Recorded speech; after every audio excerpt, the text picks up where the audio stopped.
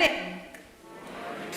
We gather together today to celebrate the life of the Reverend Ted Lyons, to give thanks for the love and the joy that Ted brought to all of our lives. And today, as our hearts overflow with gratitude for a life well lived, we remember Jesus' promise that he is the resurrection and the life, that whoever believes in him shall not perish, but have eternal life. And so today, with tears in our eyes, we give thanks for a man who has touched each of us so deeply. We take comfort in the promise that Ted has received his reward for a life well lived, and he has been made whole in body, mind, and spirit. If you are newer to this space, I'd like to introduce myself. My name is Ren Cerna. I'm the senior pastor here at University Presbyterian Church, and it is my honor to be in worship with you today. If you are in need of it, there are restrooms right outside these doors and to the left, and there's a family room right outside these doors and to the right. And those of you with small children are welcome to be in this space, and there's some toys over on the wall if that would be helpful, or you're welcome to wander around in the back if that is more comfortable for you and your family. As COVID numbers continue to rise and Fresno County is officially back in a period of high transmission rates, I'd invite you to mask if you are able today. We are following the CDC guidelines to strongly recommend that you mask while indoors, but not require it. So please do what is most comfortable and safest for you and your family today.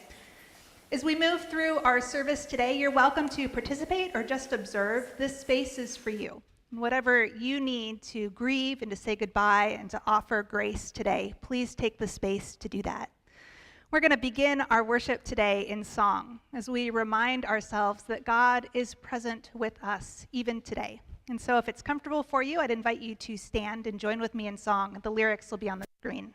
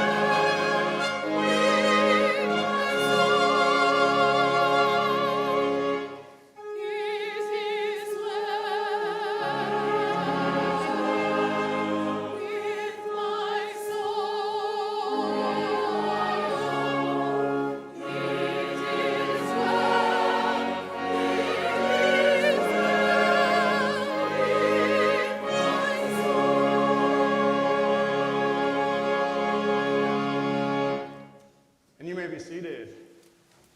Beautiful singing, everyone. Wonderful.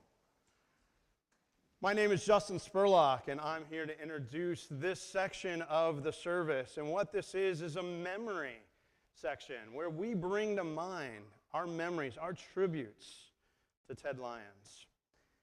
And family members and friends are going to be coming up here and speaking. I'll introduce them right here in a moment. But as they come up, I want you to begin allowing your own memories of Ted's life to begin flooding over you.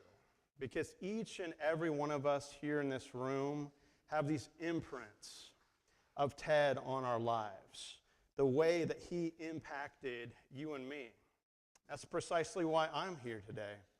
I'm here because Ted's influence on my life has directly made me who I am and the pastor that I am. So with that, I'm going to introduce Jack Chavor, one of Ted's oldest and wonderful friends. After that, Ted's son Zeke Lyons will be speaking. After that, Tristan Biederman will be joining us all the way from Japan by video. After that, Ted's son James will be speaking. And finally, Ted's wife Dion will give the final tribute. And then we'll sing a little bit more. At this time, Jack, please come at this time. There you are. Come and give tribute to Ted's life.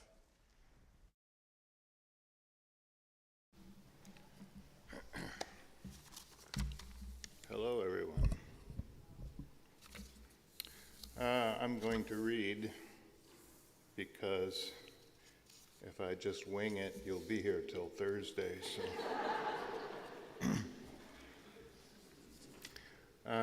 There were so many things when I started to write, and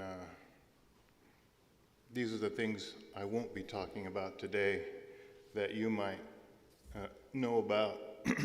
For example, the song American Pie, which he was fascinated with. We had many conversations about that. Apple pie, of course. Orange chocolate coffee. He's one of the few humans on earth that said, orange chocolate, yes. He did visit all the American League baseball stadiums in America. Mark Twain should ring a bell. Bonhoeffer, well-watered vegetable garden, the netted fruit trees, the orange BMW, anybody? Yes. Orange, yes. And the time he was inviting folks, including me, to something called pub theology. Pub theology. I didn't quite make it, but yes, I was interested. I'm not thinking about those things. I'm going to take you back to the 22-year-old Ted Lyons when he was the youth pastor at United Armenian Congregational Church. Not a pastor, he was a youth director. He was fresh out of college. And I didn't see it in the bio, but we'll take you there. That's when I first met him. I was 15 at the time. So here it is.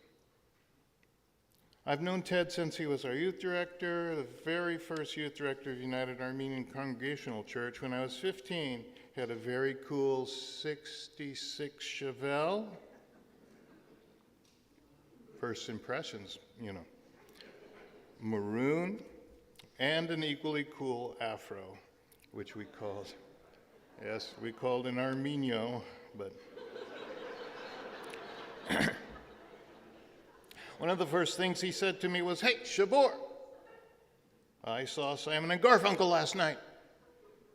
Okay, well, I'm with you, brother. Come on. After Ted's year with us, he said he described the job as my Uncle Paul got me a job, but he stayed a year with us, and we did have other pastors, youth pastors, all through high school and college. They had beach socials, horseback riding, ice skating, picnics, Disneyland socials, and they were all good and memorable. But none of them had the impact of Ted's two events. One was a trip to a Hispanic church in East LA, where we participated in their Christmas program. We were received not like outsiders that we were, but like part of the Christian family, even through language barriers. I remember the tiny, dimly lit church and the youngest kids engaging us, and not just for the candy canes that we had. The other trip was dinner in downtown LA at the Union Rescue Mission. I remembered that he gathered us up in the parking lot and gave us the ground rules. No laughing, no staring, no whispering, no comments about the food, and no not eating the food. Any violations of the rules will be considered very uncool. So we asked what was for dinner, and Ted said, "It doesn't matter. It's not shish kebab, okay?"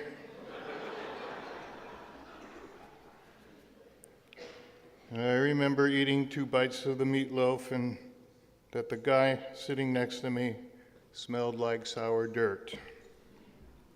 That Ted showed us worlds outside of our own. And those 2 experiences at that age, and maybe at any age, were transformational. 11 years later, Ted married Grace and I. We attended the New Year's Day sushi parties until it got so crowded nobody could actually watch the game. Then he put the TV in the kitchen and like, okay. And then Ted also invited me to the Breakfast Club that ran for over 30 years. I remember Zeke was with us. He had just learned how to stand, so he was a tiny guy. Lost my place, sorry, I better pick up the pace or there's going to be a big hook. And when he wasn't well, we watched the Dodgers together, and I had to keep him updated on the pitch count and the score, but he was still into it and very much a Dodger fan. It was difficult to see this intelligent, compassionate, thoughtful, and funny man with a plan and a cell phone just disappear. And I'm thankful for the years he was well and for the lives he blessed in his ministry. And I know that everything he lost during his illness has been restored.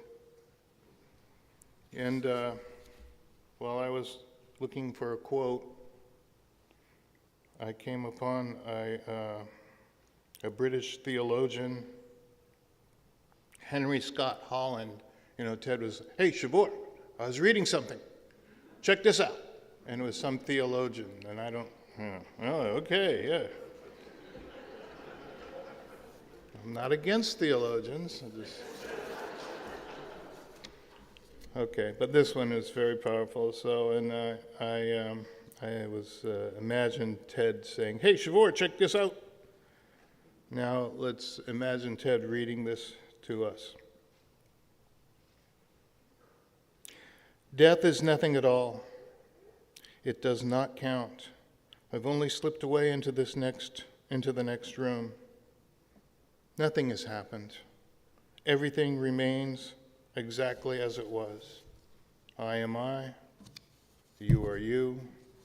The old life we lived so fondly together is untouched, unchanged.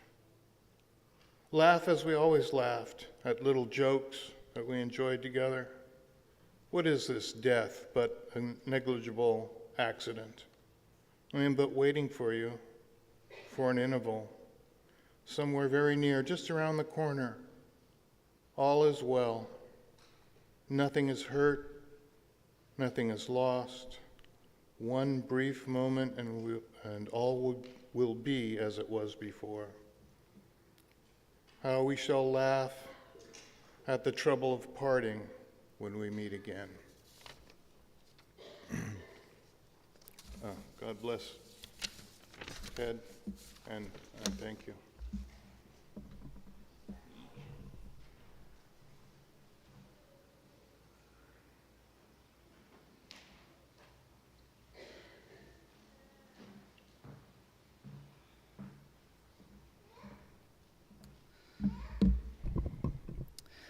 I too have written something down otherwise because I am also co-chair of the verbose verbiage committee. So we would have been here till next Thursday, apparently. Okay. There are many things I would love to share today. For those of you who know me well, that won't surprise you. I want to open with a name, Theodore Deron Lyons II. Or as many of you know him, Ted. However, only a handful of us knew him as Pop.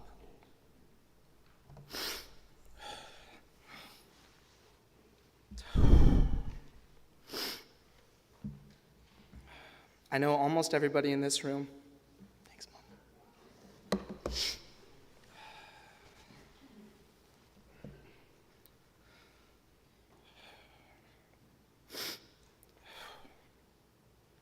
I know everybody in this room has a Ted story. But I'm one of the few who has Pop stories, so I'll be sharing those. It's so much easier when there wasn't people here.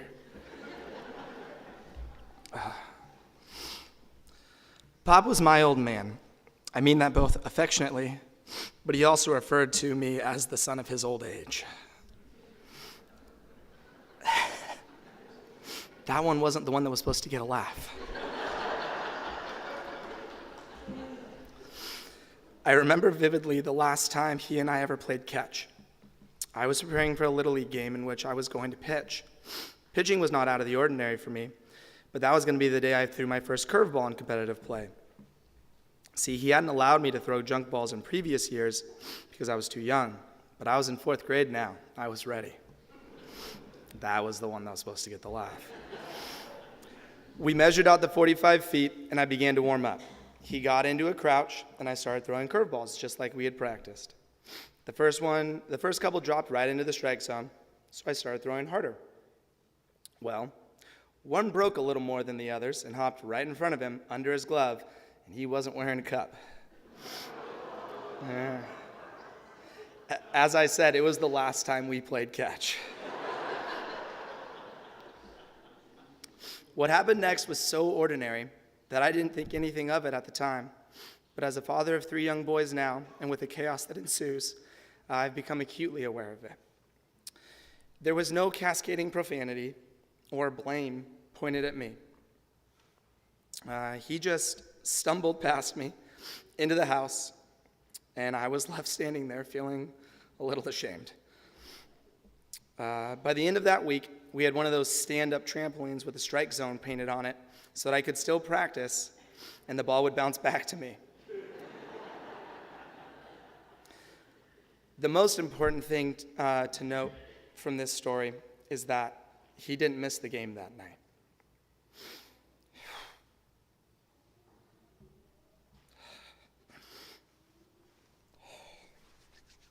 He was sitting in the stands, cheering me on. My Pop never missed a game. That was who he was for me. It's hard to tell a story like this without a soliloquy of, what a good father, what a good man. And you wouldn't be wrong, but you wouldn't have the full truth of it either. My Pop wasn't a good man. He was a godly man. Words have power, and they have meaning. And that sometimes, unfortunately, they consolidate. And in this case, to the detriment of the true purpose of the word. A good man pays his taxes, plays with his kids, is charitable, is never found to be drunk. I can say all of these things about Pop, and many more. The distinction I hold is that my father's integrity, his honor, and his character was not built on wanting to be a good man. For a good man is determined by his peers. My father loved God. I've never known a man who committed himself to living the Bible better than him.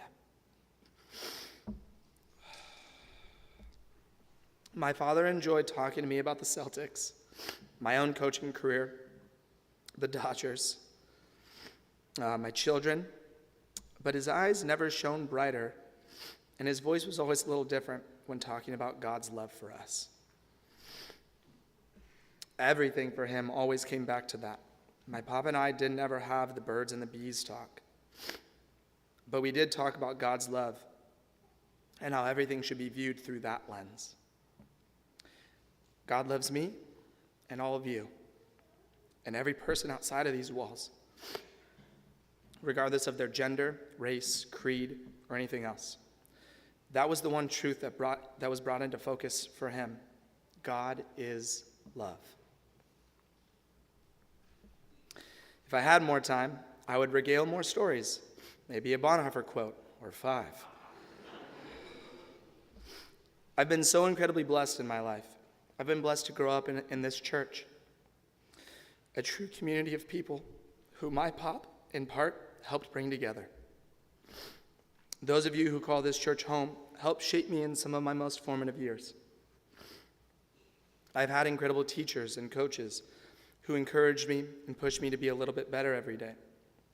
God gave me a wife who has been the best partner I could ever dream of, supportive, generous, strong, and loving. God has been so good to me, and I know this because I had a father who showed me love by showing up every day, just like God does for us. My pop taught me love, not by telling me he loved me, but by showing me it and reminding me of God's love for me. I'd like to conclude the same way I finish every single one of my classes as a teacher. I always tell my students right before the bell to mind your manners and your morals, make good choices, stay off the news, stay curious, and above all else, seek truth, pursue joy, and always love those around you. Thanks, Pop, for teaching me that last part and modeling it for me every single day of my life.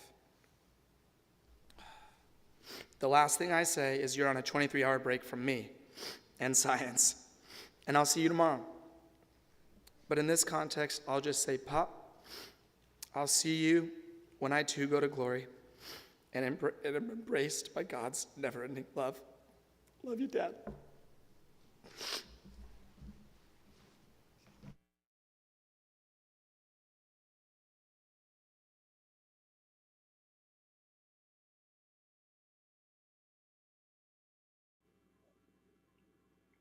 Why are graveyards so famous?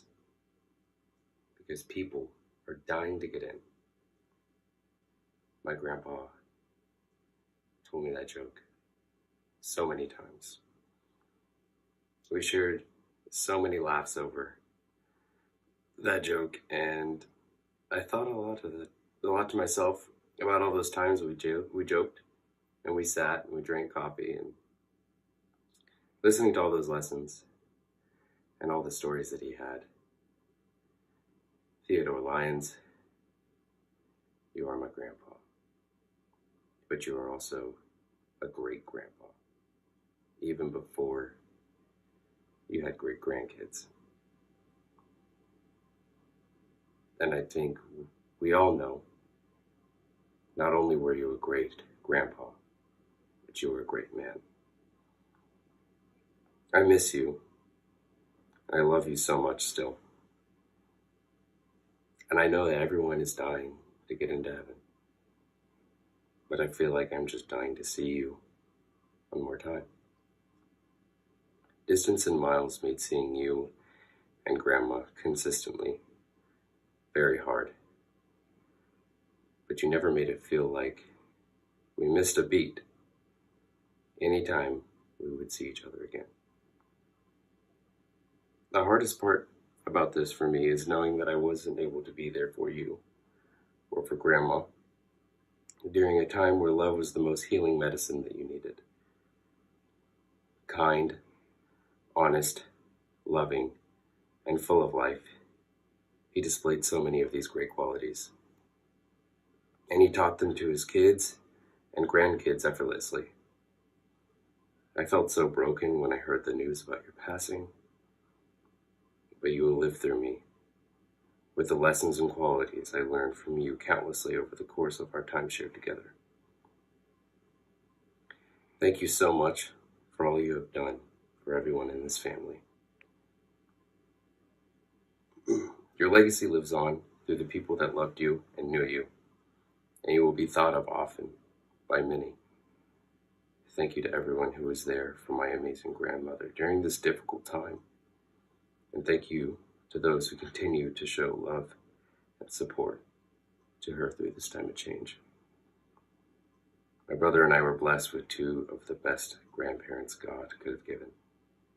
Now it's time for the love, comfort, and support that they showed to others to be shown back to them even stronger. I wish I could be there to hug you, Grandma. And I wish I could be there to say goodbye to Grandpa properly. But for now, it's just see you later. And I know we will all be reunited again before we know it. On earth and in heaven.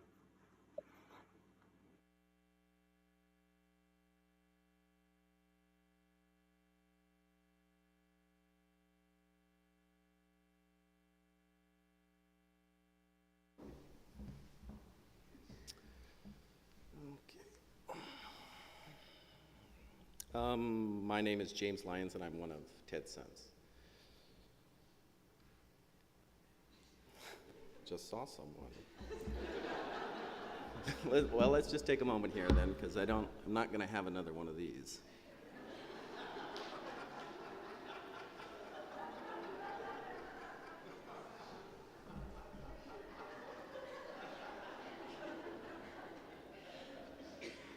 Okay, I didn't get everybody, but I got more than I had before.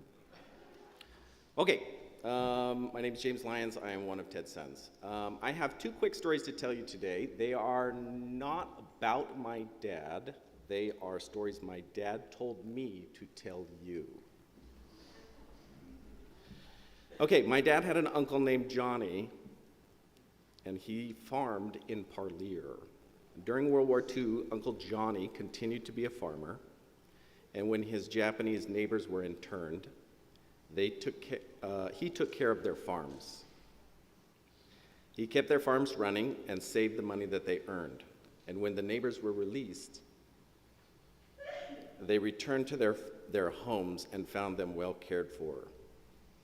I can imagine a world where my great uncle kept their earnings, or even where he decided that those farms were not theirs anymore. But this did not happen. And out of respect for that care, he showed his neighbors brought him sushi every New Year's Day. My dad, as a child, ate that sushi and watched the Rose Bowl and listened to this story. My dad continued that tradition with his own New Year's Day party to express his care for you.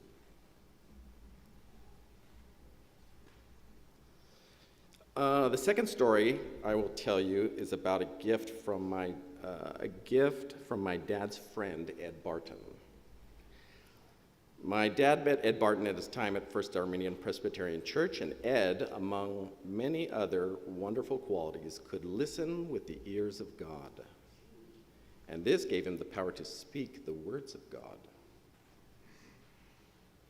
Ed was a master gardener and a tree grafter.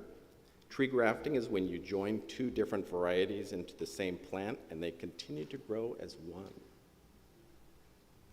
My dad also enjoyed gardening.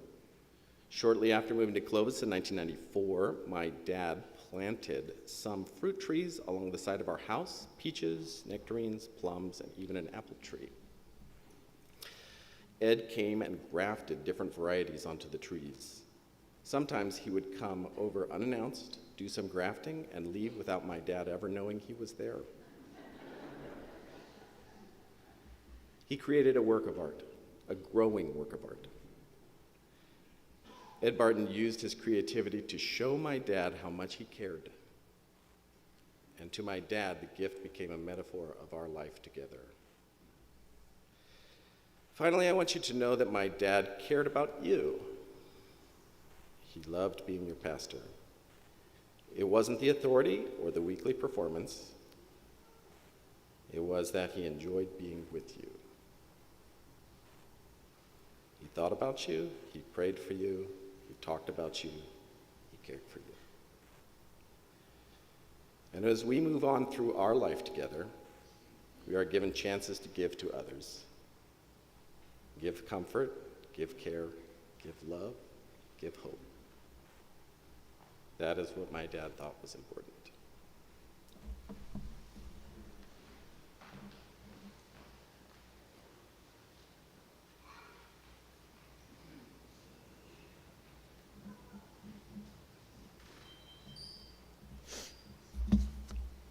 I didn't just bring the tissues up for Zeke. I'm going to probably need them too. Good morning. Thank you so much for joining me this day to celebrate Ted's life here on earth. He lived a full 75 years, a long life, but just a bit too short. Life has seasons. He and I shared a lot of seasons. Some were fun, some were hard. These past few months since Ted has left me, I've thrown myself into preparing just for this day, a celebration, a party he would love to have come to, eating shish kebab with lots of his best friends. What's not to like? But what I want to share with you all today is the season that he and I endured together at the end of his life. It was not an easy season. Ted was dying of cancer. He fought 11 years, that cancer. At the